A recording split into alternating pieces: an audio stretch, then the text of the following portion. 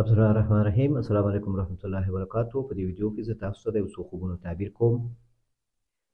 اول خوب ده وایي خوب کې پیشو وایي هغه ما په خوب کې نښتې وي، خوب کې مې نښتې وي وایي بیا بل پیشو راسي او هغه بیا ختم کي.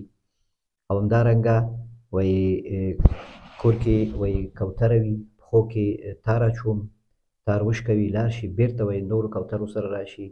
او خور مې وایي خوب لیده د بل خوب ده وایي زه مړه شوی یم په خوب کې ګوري ما او ډېر خوبونه ګورم. بل ورور پوښتنه کړې چې ډېر خوبونه ګورم ما نه هېرېږي، خو بعضې خوبونه بیخي ما نه هېرېږي نه او همیشه مې په یاد پاتې کېږي. او بل خوب ده وایي خوب کې مې 2 پیالې شیدې مې څښلي دي په خوب کې. او بل خوب ده وایي تور اس بل چا سره وي او هغه ښه روان وي پکې. او بل خوب ده وایي غنم اوړه کوم. بل خوب ده وایي واوره پاکوم، د تره کور مې لاره وي او هغه پاکوم، خټې هم هغه خر کې. او بل خوب ده وایي سعودي ته سفر کوم. او بل خوب ده وایي پلار مې وایي مریضي تېر کړي، یو ورور مې و همشره مې د هغوی مسافر هغوی راغلي موږ ژاړو ټول. او بل وایي ښه خوبونه ګورم د استخارې لپاره کوو، استخاره کوو د یو دوکان اخیستو لپاره، خو نتیجه نه معلومیږي. بل خوب ده وایي آبي رنګه مرغه، آسماني رنګه مرغه مې نیولي و قفس کې مې واچول. او بل خوب ده وایي د محمد صلی الله علیه وسلم د سیوري کېږي جنازه یې کېږي. او بل خوب ده وایي بې اولاد یم او د ورور مې د هغه د امزاد ده او هغه مې خوب کې لیدلی څه 2 ماشومانې شوي. او بل خوب ده وایي مور مې ژوندۍ ده خو خوب کې وایي مړه ګورمه.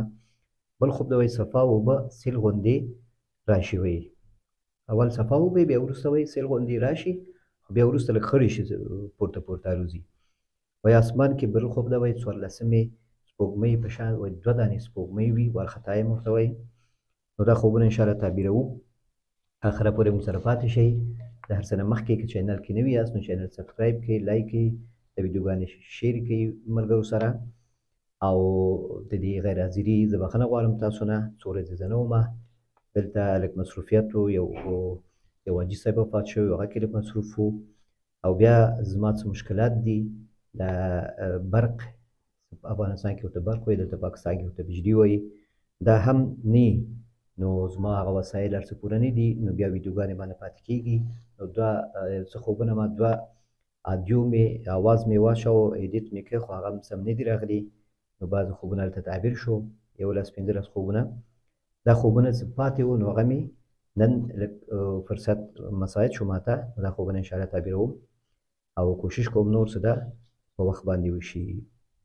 نو اول خوب ده خړه پشکه راپسې نښتې وي، زه ترې وېرېږم په هغه خړه پیشو لیواله وي چې ماته راتوب کړي، نږدې راشي زما ترور هغه په لاس لرې کوي رانه. او همدا دهلیز کې یو ځوان هم وي چې زما نه غوښتنه کوي او معلومات غواړي. ترور مې وایي خړه پیشو لري، هغه هم د دې پیشو په رنګ وي. نو هغه یې خوب کې لیدلی څه دا په خوب کې دا د زه ځان پورې نښتې وي او خوشي کوي نه. نو دا داسې خوبونه چې کتل کېږي د دې معنا دا ده چې ته د شپې یا یوازې ویده کېږي یا ډېر کښېنې یا ډېر بې ځایه ګرځې. نو دې سره هغه د شپې ګرځېدلو کې چې بسم الله ونه وایي، لږ احتیاط ونه کړي یا کارونه کوي د شپې، نو دې سره بیا څه تکلیف رسېږي هغه نور مخلوق ته چې هغوی ماښامي راوځي. نو په دې سبب باندې بیا انسان ته کله کله تکلیف پیدا کېږي دا خوبونه ګوري، ځکه د جنیات چې دي دا د پیشو په شکل هم راتلی شي. نو دغسې یو تعبیر ده که چېرته ته د شپې ډېر کار کوي، ډېر کښېنې او یوازې ویده کېږي یا ډېر ګرځې، نو دا شیانو کې لږ احتیاط وکړه او بسم الله ووایه، دعاګانې وایه. او بیا خصوصا ماښام نه وروسته دغه ماخوستنه پورې دغه وخت ډېر زیات خلک بازارو کې ګرځي، دې وخت کې دا جنیات هم ګرځي د هغوی د خپل غذا موندلو لپاره الله تعالی دوی ته برابروي. او دغه وخت بیا وروسته هر چا سره ځي کورونو ته، نو دوی بیا همدا لټوي چې یو چا سره لاړ شي کور ته ډوډۍ خوړلو لپاره او د شپې تېرولو لپاره. نو څوک چې ډېر ناپاکي بې اودسي او هغوی ډېر ګرځي او احتیاط نه کوي، نو هغو ته اکثر بیا دا مشکلات د شپې پیدا کېږي. والله تعالی اعلم. بل خوب ده وایي یو کس د هغه تور اس وایي ورسره وي او بل ځای کې وایي ما نه لږ لرې ځای کې هغه همداسې روان ده او ډېر ښه ښکاري او زه ورته ګورمه. نو دا په دې باندې تعبیر کېږي دغه کس په قوت او دغه کس عزت که پېژنې او دغه آرزوګانې څه پوره شوي دي او ستا هغه رزوګانې خیس هغه پوره شوي نه دي. یعنې یو څه شیان دي چې هغه خلک یې لري، ته ګورې هغوی او ته نه لرې، او د هغوی ارمان کوي، حسرت یې خورې، نو کوشش وکړه چې بخیلي مو نه کړې، حسرت یې مو نه خورې، او د هغوی د نعمت د زوال تمنا مو نه کړې، او خپل زحمت کوشش باندې یو شی لاسته راوړې، او هر څه ته هم رسېږي، خو صبر او حوصلې سره. والله تعالی اعلم. بل خوب د وایي غنم اوړه کوم، وایي غنم مې وړی وي ژرندې ته، څه هلته وایي اوړه یې کړم، دا ډېر ښه خوب ده. غنم په خوب کې څه وکتلی شي، څه ډېر وي، یو غنم ته برابروي خوراک ته یا لمدولو ته، نو دا هغه مال او هغه رزق سره تعبیر کېږي چې زحمت سره لاسته راځي خو حلال وي. الله تعالی یې دا خوب درته ښه کړي، رزق و روزي دې حلال ده، په دغه باندې تعبیر کېږي. والله تعالی اعلم.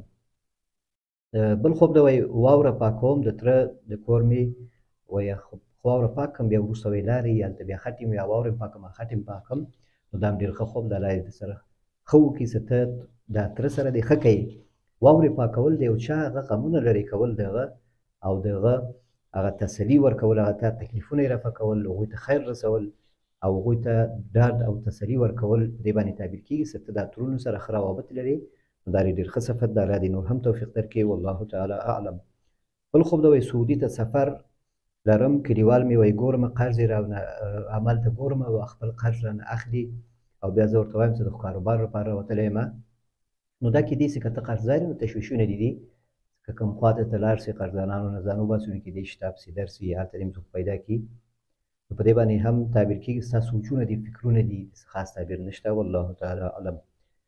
وایي بل خوب ده وایي چې ورور مې ده مسافر او همشیره مې ده، هغوی راغلي وي کور ته، او پلار مې مریضي تېره کړې وي، او ټول خفه یو، ژاړو، هغوی هم ژاړي، موږ هم ژاړو چې دا څومره سخته مریضي یې تېر کړی، نو دا په خندا باندې تعبیر کېږي، په خوشحالي باندې تعبیر کېږي چې انشاءالله صحت د پلار دې ښه کېږي، تاسو الله تعالی سره یو ځای کوي، خپلوان دوستان، نو په ښه حالاتو باندې تعبیر کېږي، په ښه معامله باندې، په خوشحالي باندې تعبیر کېږي. والله تعالی اعلم.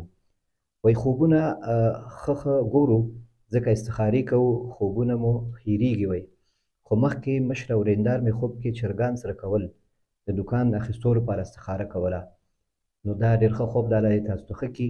په خوب کې څه کله وکتلی شي چې ته یو شی پخوې او پخېدو ته برابر وي، نږدې ده او ډېر خوندور شی وي، لکه غوښه وي، دا شیان هغه پخېږي، نو دا په دې باندې تعبیر کېږي مال زیاتېدو باندې، حالاتو ښه کېدو باندې، او تجارت ښه کېدو، نفع او فایده باندې تعبیر کېږي، په همدې دوکان باندې تعبیر کېږي چې ستاسو انشاءالله همدغه مشر ورور سره په مشوره وي، په شریک وي، دغه احترام ولرئ، که پلار هم ژوندی وي هغه سره، بیا وروسته مشر ورور، که پلار هم ژوندی نه وي نو دا مشر ورور ته د پلار په سترګه وګورئ، او د خپل کاروبار هر څه په مشوره باندې مخکې بوځئ، انشاءالله برکت راځي، مال هم زیاتېږي، ډېر ښه خوب ده، په استخارې پورې مربوط ده، او ستاسو ته په همدې تعبیر کېږي چې انشاءالله کاروبار هم ښه کېږي، که دوکان هم شروع کوئ او زحمت وباسئ پکې، او اتفاق او اتحاد سره مخکې بیایئ، انشاءالله مشکلات هم کېږي. الله تعالی مشکلات حل لره. والله تعالی اعلم.